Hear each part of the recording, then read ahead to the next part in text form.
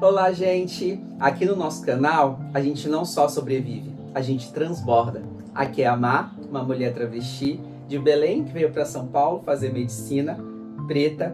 E qual o objetivo do nosso canal? É transformar a nossa voz em luta, conscientização e o melhor, que cada um de nós venha contribuir para a pessoa que está aí atrás, que às vezes se acha sozinha, que passa por dificuldades e que acha que o mundo é muito grande e que não tem ninguém igual a você. Nesse canal a gente vai discutir sobre isso e muito mais. Vamos lá?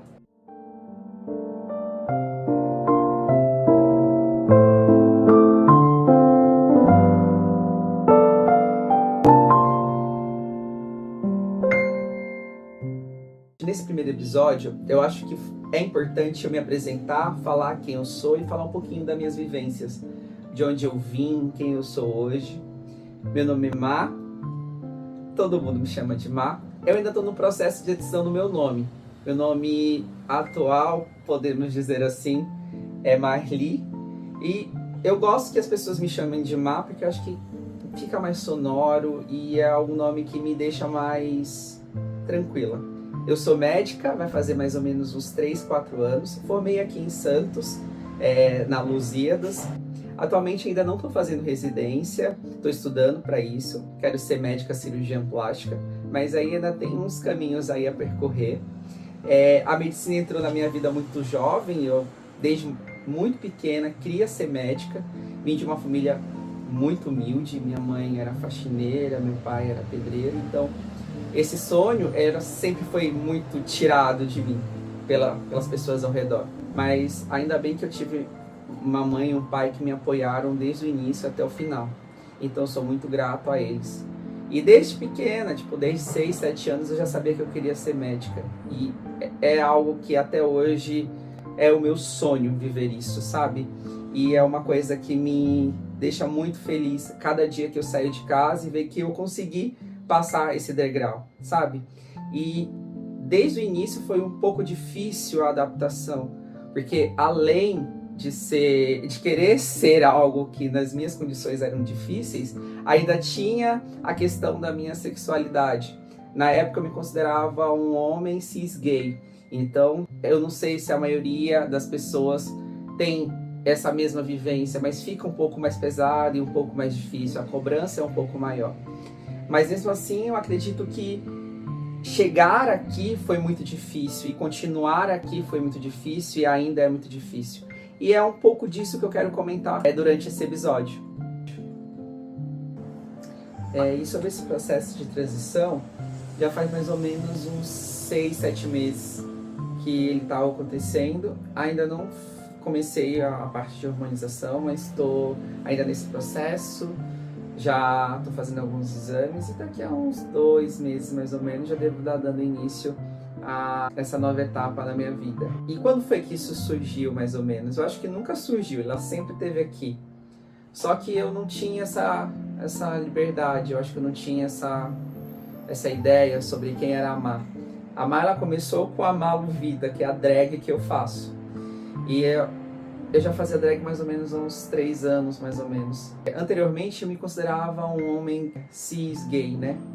Só que eu sempre sentia que havia algo mais ali, né?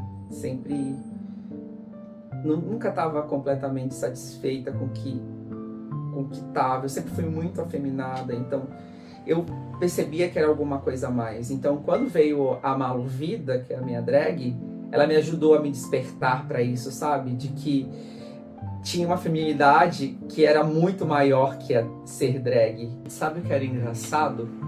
Era que no momento que eu fazia drag, não era drag, era eu. A Má de verdade estava ali.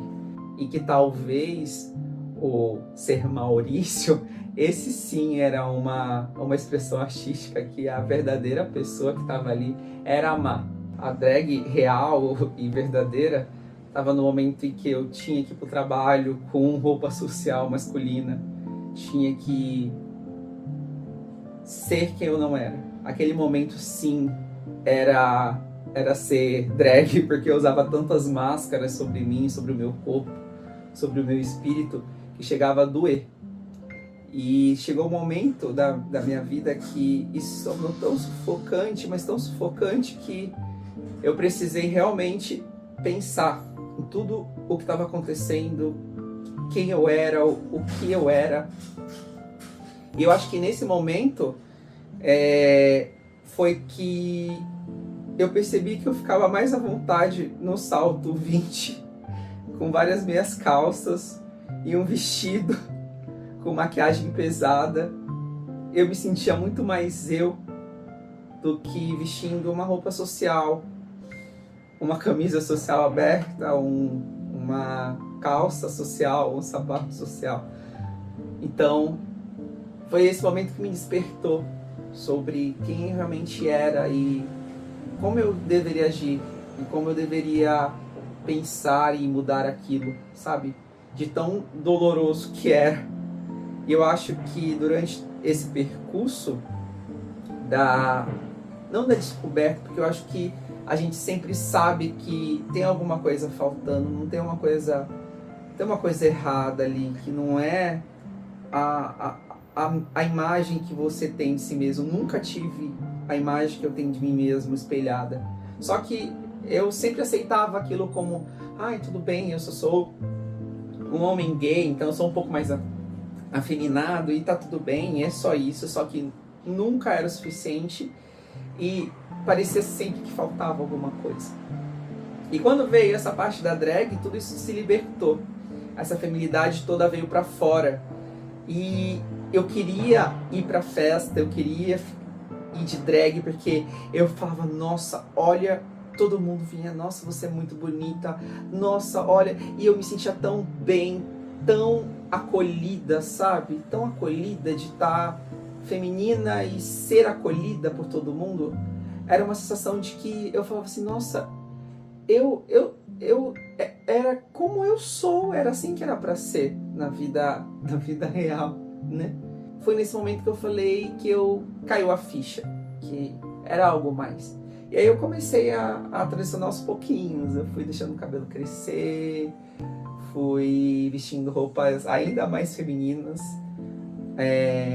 Atualmente eu não me visto mais de homem, até para trabalho eu uso pijama cirúrgico, pijama de médico, então eu não uso mais nenhum tipo de roupa masculina, nem ao sair, nem ficar em casa.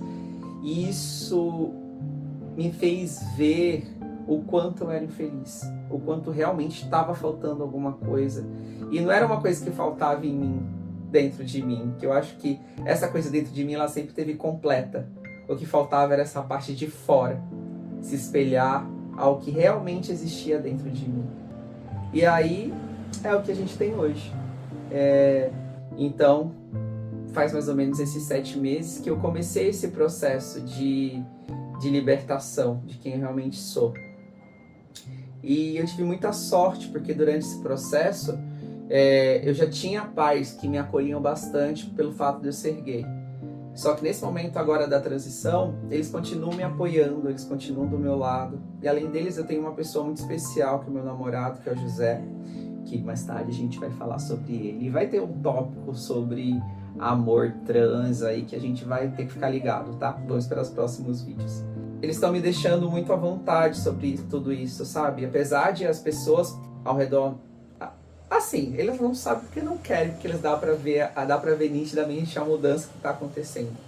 Mas eu não verbalizei isso. E eu acho que no meu momento ainda não preciso verbalizar. Para algumas pessoas mais próximas, como amigos, minha mãe e minha irmã, eu já conversei. E elas estão me apoiando com isso. Por exemplo, no trabalho está sendo uma coisa muito complicada, porque ainda vem doutor Maurício. E isso me pega um pouco, mas eu acho que antes doía mais, agora é mais suavizado, porque eu acredito que vai chegar um momento que isso vai terminar. Então eu vejo uma saída, sabe, no fim do túnel, e isso me deixa mais calma e mais tranquila para o futuro melhor. Sei que esse ambiente de medicina é muito pesado, é muito homofóbico, é muito transfóbico, é tudo muito reativo. Eu sei que vai ter muita dificuldade em relação a paciente vai ter muita dificuldade, as instituições que eu vou trabalhar. Agora, não sendo abertamente falado que eu sou trans, eu já tenho algumas dificuldades, então imagino que depois essas coisas vão piorar. Porém, é como eu disse, eu tenho um apoio, eu tenho uma rede de apoio muito grande. Eu acredito que apesar de todas essas dificuldades, tendo essas pessoas do meu lado, eu vou conseguir superar. E foi isso que me fez vislumbrar esse canal. Falar sobre vivências, falar sobre vidas, falar sobre relatos. Faz um tempo que eu estava me sentindo um pouco mal, me sentindo para baixo, me sentindo derrotada. E eu comecei a pensar em tudo que eu passei, desde a minha época da minha infância, desde lá de Belém até vir para São Paulo, com a minha mãe desempregada, a gente pensando em dormir na rodoviária para poder fazer a faculdade. E entrando na faculdade, conseguindo ficar na faculdade, e durante a faculdade consegui participar de várias ligas, apresentar vários trabalhos, consegui apresentar um trabalho em Cambridge, em Harvard, foi um trabalho oral. E eu me peguei pensando, olha só quantas coisas eu já conquistei, quantas coisas eu posso estimular, eu posso ajudar outras pessoas falando sobre o meu relato, e eu mesma estou me sentindo mal, estou me sentindo para baixo, estou me sentindo desencorajada com tudo que está acontecendo. E eu pensei, eu acho que a gente precisa de um espaço para falar sobre isso, porque nem sempre as nossas vivências são celebradas como deveriam ser. Se fosse uma outra pessoa, uma pessoa branca, uma pessoa rica, uma pessoa cisgênera, tendo essas mesmas vitórias, elas seriam muito mais celebradas, elas seriam muito mais vistas e muito mais, vamos dizer assim, espalhadas. Porque a gente da comunidade, a gente não tem essa mesma sensação de que parece que nada tá bom, nada tá perfeito, nada tá do jeito que deveria estar. Que às vezes a gente se cobra demais com tudo que acontece e acaba esquecendo das nossas vitórias. E que nem sempre são vitórias pequenas, eles são vitórias grandiosas. E eu acho que esse canal ele vai ser um espaço para isso, para a gente ter voz, para a gente celebrar, para a gente poder falar para outra pessoa que está lá, que está mal, que está se sentindo para baixo, que às vezes uma pequena vitória aos olhos delas é uma grande vitória para o mundo. E eu espero que eu possa transmitir isso para vocês. Ao longo desses vídeos que a gente vai fazer, eu vou tentar chamar algumas pessoas, falar sobre dificuldades, falar sobre dificuldades no emprego, falar sobre dificuldades no relacionamento e como isso é mais dificultoso pra gente que é da comunidade LGBTQIA+. Eu acredito que não é à toa que esse canal está sendo aberto, apesar de eu ainda ficar um pouquinho tímida e com vergonha. Eu acredito que vai ser um espaço importante de debate, de aceitação, de celebração, que as pessoas possam ver esse canal e possam se sentir celebradas aí em casa, porque esse realmente é o objetivo que eu tenho. Então, você que tiver alguma história, algum relato que queira compartilhar com a gente, não fique só para você. Tem muitas pessoas que estão lá em Belém, ou uma menina travesti, filhas de mãe empregada, pai pedreiro, que sonha em ser alguma coisa, esperando um relato de vitória.